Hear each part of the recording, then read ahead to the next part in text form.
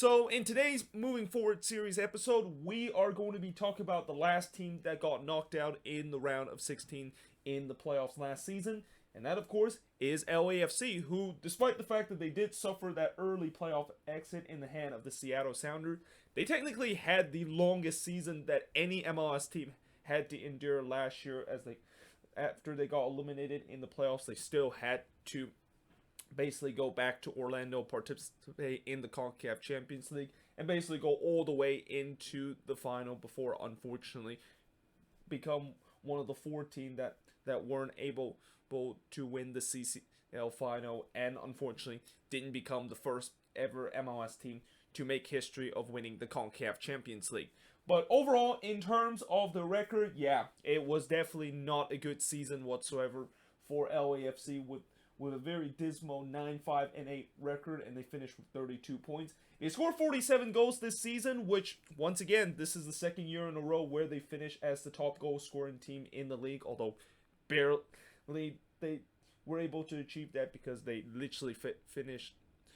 as the top goal scorer, with them scoring one more goal than the Portland Timbers did, who finished second in terms of the top goal-scoring chart in terms of every team. But in terms of the goals allowed, yeah, 39 goals allowed this season, and as I mentioned before, only the San Jose Earthquakes have a worse goal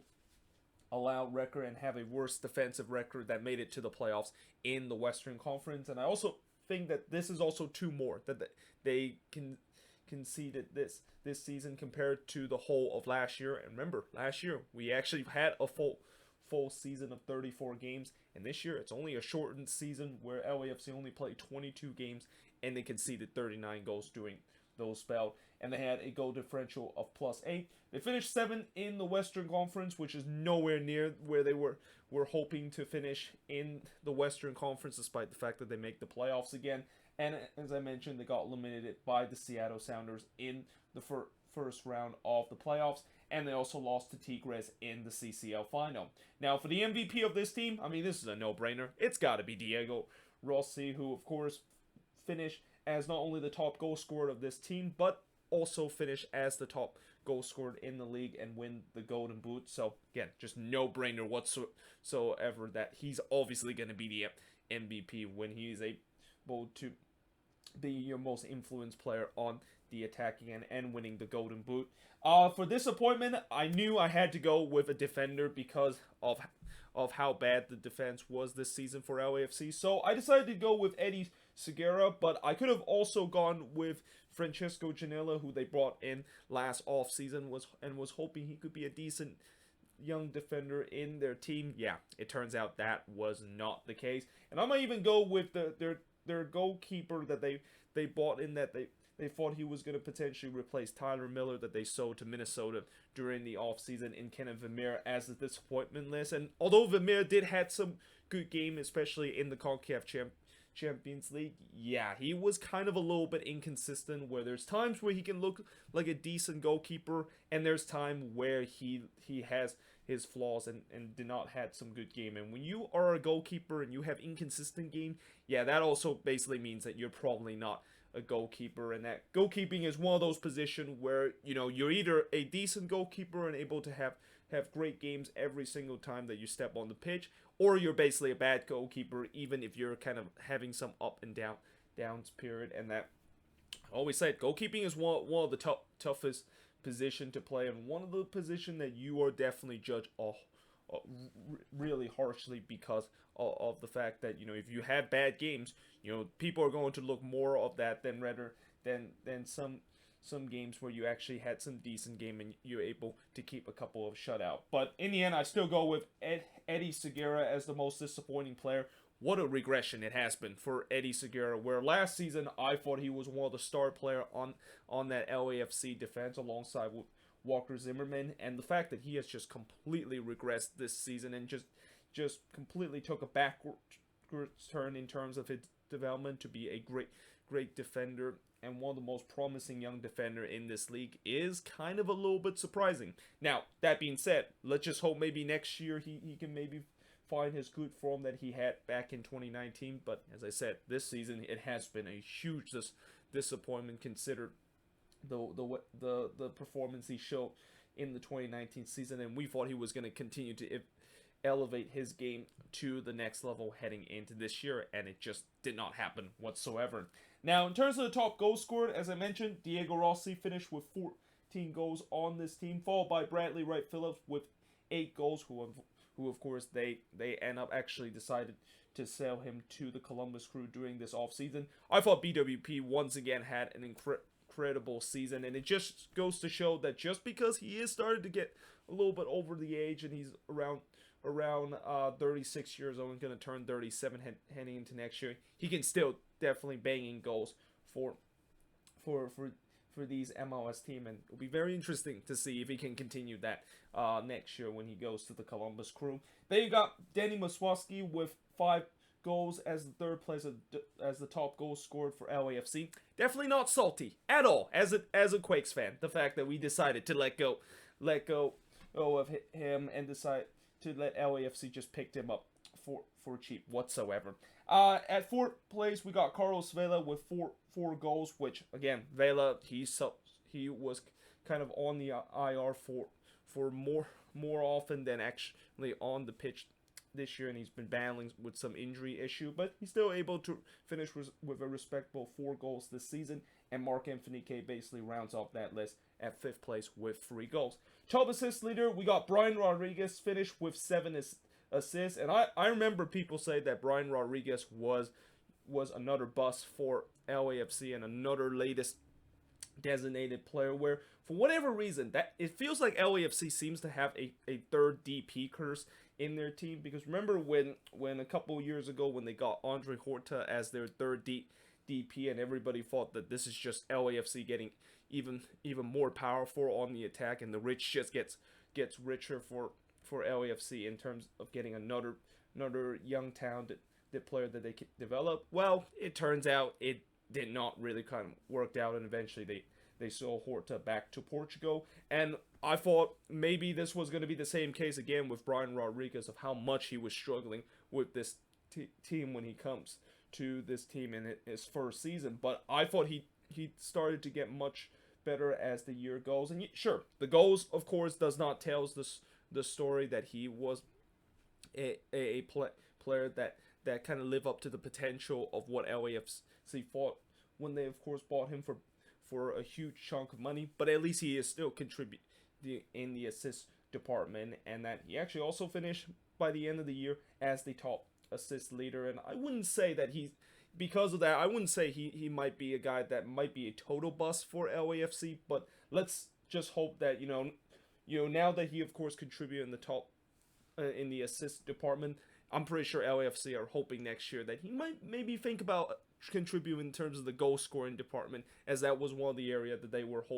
hoping he could definitely help their team when they first bought them last season. Then we got BWP with 6 assists in second place, followed by Mark-Anthony Kaye and Francisco Giuliano and Diego Rossi, all with 4 assists to round off the chart of the top assist leader. So what went right for this LAFC team? Well, most of the thing that went right for them kind of came in the CONCACAF Champions League, but at least the one thing that did went right for them is, as I mentioned, they once again become the top goal scoring team in the league with scoring 47 goals, just one more than the second place top goal scorer team, the Portland Timbers, with 46 goals. But as I mentioned, the fact that most of the thing went right for them in the CONCACAF Champions League, because they made a couple of history in terms of being in that competition, as they become the first MLS team in history to ever beat 3 Liga MX team in the CONCACAF Champions League. And these Liga MX team that they beat was no joke whatsoever. I mean, they were able to dispatch Lyon, who end up being the champion. I think it's the Apertura season or the Club Series season, just a couple of months after LAFC were able to defeat them in the CONCACAF Champions League. Then they, of course, were able to dispatch Cruz Azul, and probably the most impressive feat, able to beat Club America in that semifinal of the CONCACAF Champions League to reach the CCL final. And because of that, they also become the 4th team to make it to the CCL final. They joined the likes of TFC, Montreal, and RSL as the only MLS team to ever reach the CONCACAF Champions League final. But obviously what went wrong for LAFC, and even though I didn't write it as part of the what went wrong for them this season, is unfortunately they weren't able to make even probably the most important history that an MLS team could make in the CONCACAF Champions League, which is finally becoming the first ever MLS team to lift the trophy and finally kind of end this narrative, the fact that MLS team cannot do well in the CONCACAF Champions League and they will never consider as a top league in the CONCACAF region, and that Liga MX is still going to continue to be the best league in this region because of the fact that an MLS team still hasn't won the CONCACAF Champions League. But besides that, of the things that went wrong for them, defense, and defense. I mean, alongside with their intercity rival LA Galaxy, LAFC defense was pretty much mediocre at best this season. And remember last year when they decided to sell Walker Zimmerman to Nashville, and despite the fact that they got $1 million of general allocation money, and they definitely got the probably the most general allocation money out of any team to sell off their defender, it seemed like they might be regretting that move after what happened with their defense this season, because not only the fact that Walker Zimmerman ended up to be an amazing player for Nashville and one of the key player of why Nashville had an incredible first year in MLS, but he also ended up winning the Defender of the Year. And in other words, I would also say LAFC basically learned nothing from the same mistake that SKC committed last year, where remember last off season, or actually not last off season, but 2 years ago when Sporting KC decided to sell Iko Para to Minnesota, and that Sporting KC, despite the fact that they got a big chunk of money for Iko Para when he of course went to Minnesota, Iko Para turns out to be amazing for the Loons, and he also went up being the Defender of the Year with the team, while SKC turns out to be one of the worst defensive team in the league. And it just feels like it's deja vu all over again. And that I think overall, what we can get out of this lesson for every MLS team to learn is that don't sell your best defender to another MLS team. It doesn't matter how much the money is. It doesn't matter, you might get the most amount of money out of any team when you sell your best defender. It's definitely going to come back to haunt you when you decide to do so. And I'm pretty sure if Walker Zimmerman was still with this LAFC team, there's no doubt that they're not going to be conceding 39 goals as they did this year, and that they probably could have been definitely once again competing for MLS Cup, besides suffering an early playoff exit and suffer a relatively disappointing 7th place finish in the Western Conference. Second thing that went wrong for them is they didn't really have a real number one goalkeeper. And you talk about some of the mistake that LAFC made last offseason with selling Walker Zimmerman. Another mistake they made is they decided to sell Tyler Miller to Minnesota. And although Tyler Miller, I wouldn't say that he is considered one of the top 3 goalkeeper in the league, I still think he is definitely one of the better goalkeeper and kind of like an above average goalkeeper that is in the league. And keep in mind, he was basically the goalkeeper of this team that of course conceded the least amount of goals that any team has done last season. And sure, yes, last season LAFC defense was really good, and that the back line really kind of made Tyler Miller's job much easier, and he didn't really have to make a lot of big save. But having said that, he still was the goalkeeper that was able to orchestrate this team to have the best defensive record. And when you decide to sell that player to Minnesota for a relatively cheap price, and that they decided to replace Kenneth Vermeer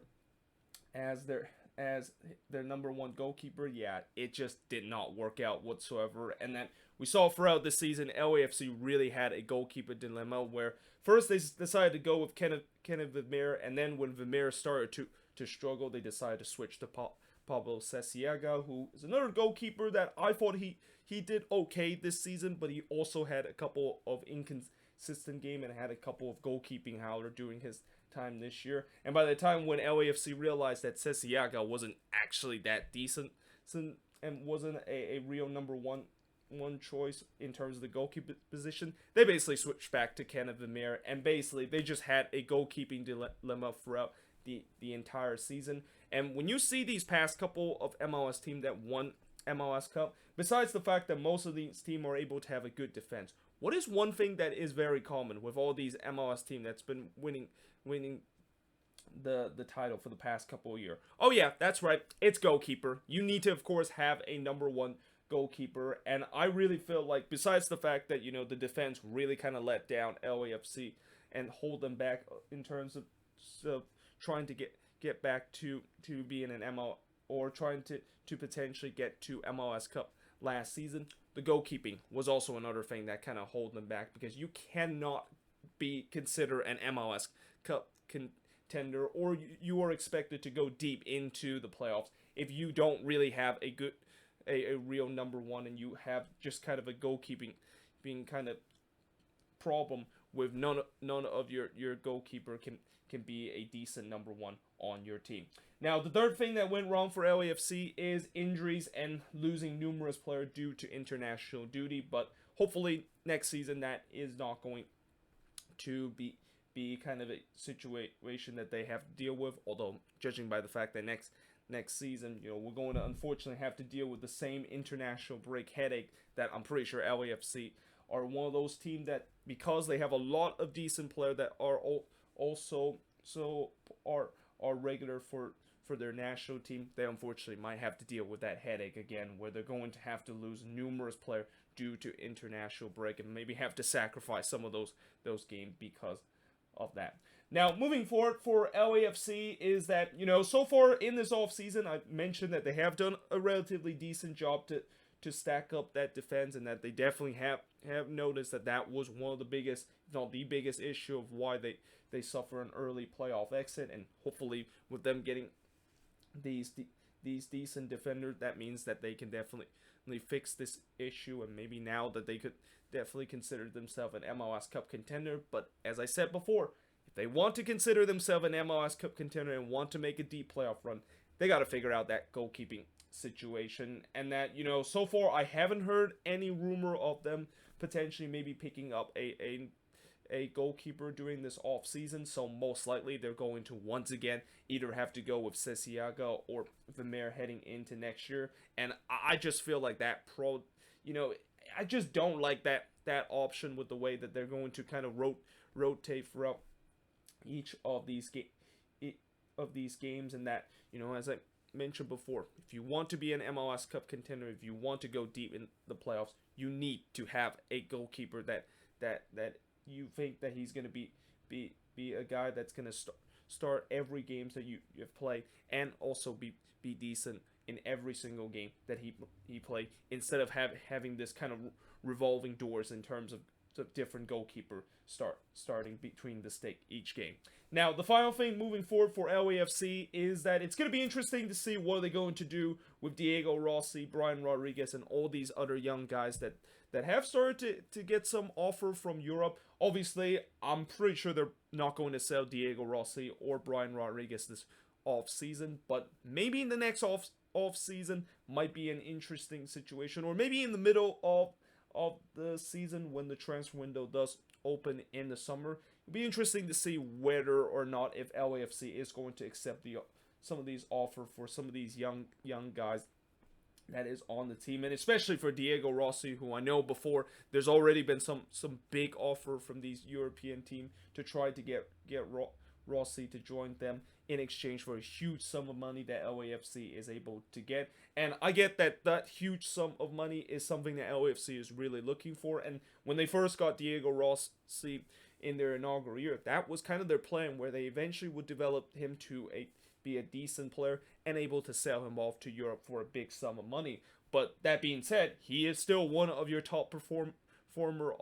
of this team, and that, you know, yes, you are going to get a big sum of money out of him if he can continue to have another great season. And, you know, next year, since he's going to be turning 23, that's usually the year when these players that's been able